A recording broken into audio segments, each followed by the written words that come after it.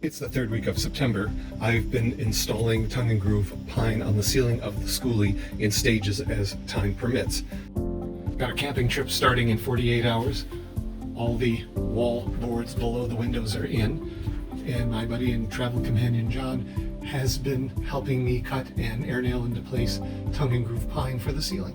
And here we are some hours later with that row done. It takes 30 tongue and groove pine boards to go from one side of the bus to the other. On the good side, I've finished it with 2 coats of low gloss Varathane. On the underside of each board, I've applied 1 coat of a mold and mildew resistant primer. The guys doing the spray foam insulation did a great job, but it didn't include completely covering all the metal ribs. I've since sprayed some rubberized material on, hoping that might reduce the potential for condensation, but still I want to be careful. Only 1, 2 rows were done before John and I went to Skoolie UP. My wife and I have since added a 3rd row, and today we're going to start on the last full row. I saw a Skoolie YouTube video in which ceiling pieces were coming loose, which made me worry, but I'm using this off-brand air nailer and 1.5 inch long 16 gauge nails. Those are bigger than 18 gauge, for example. And the first 2 sections that we put in, we subsequently drove 1,000 miles to Skoolie UP and back and had no problems at all. So I'm pretty confident. While I've got the air nailer out, I'm going to install the trapezoids I cut and painted to cover up the spray foam insulation way back here in the bedroom.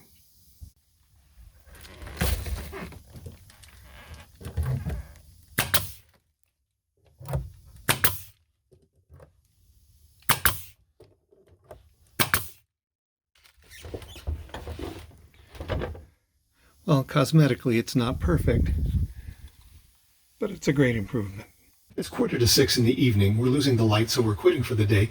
We've added 19 more boards to the ceiling, 11 more to go in this row, and then 1 more shorty row to go over the cab.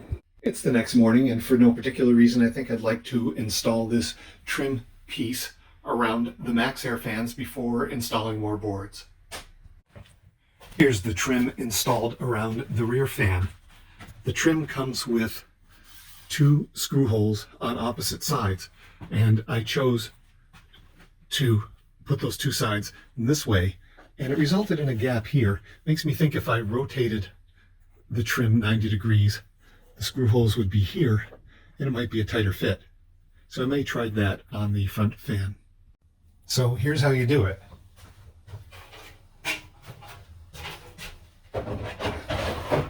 You slide the trim up as far as it'll go, and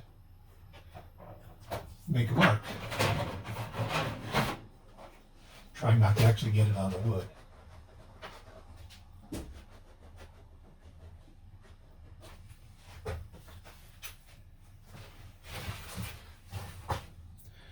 Now there's the mark. What you can do now, if you do it the way I did it on the one back there, is decide that we need to cut off from here to here. What's left is this much. Then you put it in place, notice that it's too short, throw it out, and spend almost 50 bucks Canadian to get a replacement piece of trim, which is what I've got in the back of the bus. Or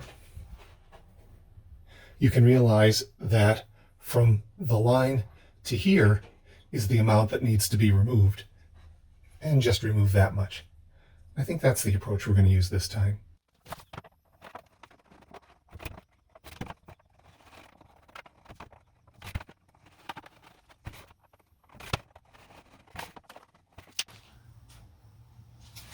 This multi-tool is a great choice for this job.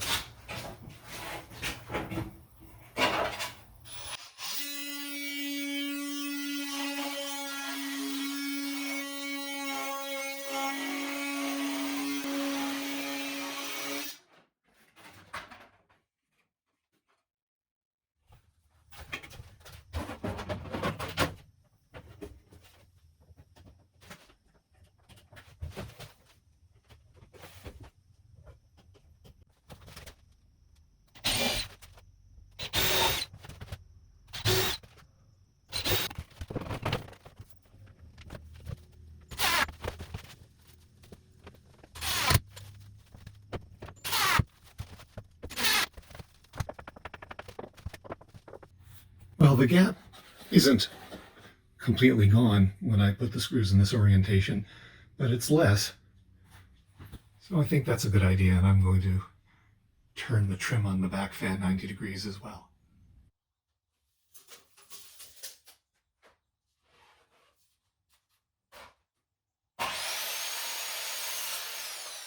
Even though my off-camera sweetie is helping with this installation, and it really is a two-person job with these long boards, putting some clamps here with a stick can help hold up the board at one end while you nail gun it at the other.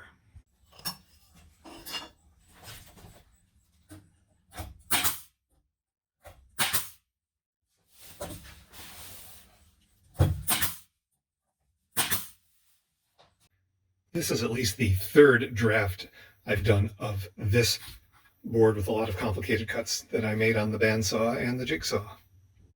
And I'm not saying I'm in love with the results, but there you go.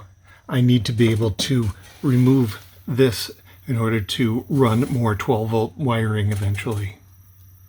Quitting time, and except for the space over the cab, the ceiling is all done. I had to be out of town, so it's a few days later, and I hope today to get the final strip done over the cab. A slight complication arises because the cab is a little bit higher than the rest of the ceiling. The rise in the roof is really clear from the outside. That means that unless I take an additional step where the final piece meets the rest of the ceiling, there's going to be a little exposed edge like this. A possible way to deal with it is to place the board, then draw a line and sand down to that line.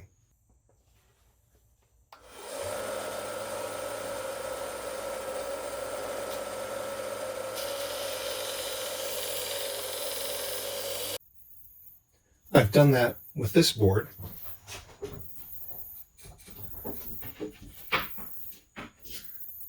And the results seem pretty decent.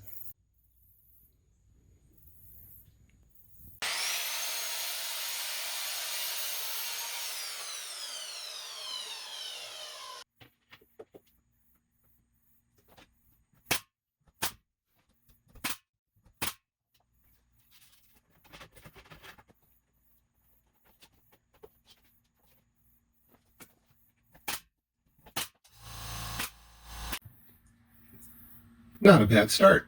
I have to drill a hole in the ceiling for one of these LED puck lights. I've concluded that if I drill the hole entirely in one board, it will remove too much material and the board won't remain strong enough. So I've been drilling these holes right down the middle between two boards, but holding the boards steady while I drill is not an easy thing to do. I copied this jig I found on a YouTube video, and it's been working well. There's still room for me to screw up if I let the hole saw glide over the wood. And it's a challenge to keep that from happening. Let's see if I succeed this time. Here's the mark where I want to make the hole. I think part of the trick is to get the hole saw up to speed before you contact the wood.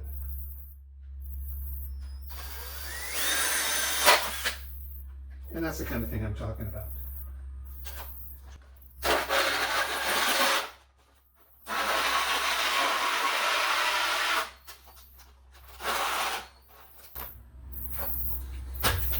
And we're through. And without too much damage.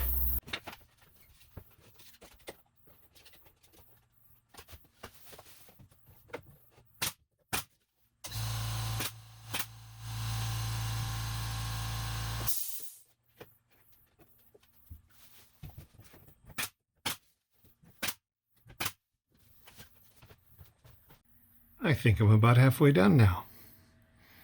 In anticipation of having to remove the driver's overhead fan for the spray foam insulation, I rewired it with this connector so I could easily disconnect it, remove some screws, and take it out. I'm going to do that now so I can put the last few remaining pieces in place. One consequence of the odd shape of the roof over the cab is that some boards are going to need to be cut on an angle in order to fit properly. I spent well over an hour custom cutting this final piece of ceiling so that it fits here in a way that it completely covers these ugly nailers and yet permits me to remove this trim when I need to run more 12-volt wires. Now that the ceiling boards are all up, I've reinstalled the fan and I've installed puck lights. This one's different from the rest because it's powered by the starter batteries and controlled by a switch on this panel here. So that's it. A project that started in July and is ending now in early October. The tongue and groove pine ceiling is fully installed. But wait, there's more. There's only one place left on the Skoolie where the spray foam insulation is showing, and it's this panel right at the back of the bus. So I would like to get that covered as well. It would feel really good to get the foam completely covered up. I've decided that I want to use tongue and groove pine to cover this back wall as well. But right now, the only attachment points are these two 2x2s. So I'm going to use a couple nailers like this attached to the back wall and put the tongue and groove on top of that. I'm cutting the top nailer now. It doesn't have to hug the ceiling precisely. I marked at 2-inch intervals, measured the height, transferred it to the board, and that should be close enough once I cut it out. That's both nailer boards installed. Now for the tongue and groove. The back wall is about half done. There are a lot of fussy cuts, but because I'm able to adjust the height in 4-inch wide increments, the resulting seam is one I'm not unhappy with, and I don't feel a need to camouflage later. And that's it. The back wall is done. This minor addendum to the ceiling project ended up being a solid day's work, but I'm pleased with how it turned out. I'm also pleased that this marks an end to all the tongue and groove pine work, and hopefully an end to all of the endlessly repetitive tasks that are involved in converting a 10-window school bus. All the projects from here on out, hopefully, will be one of a kind. On to the next one.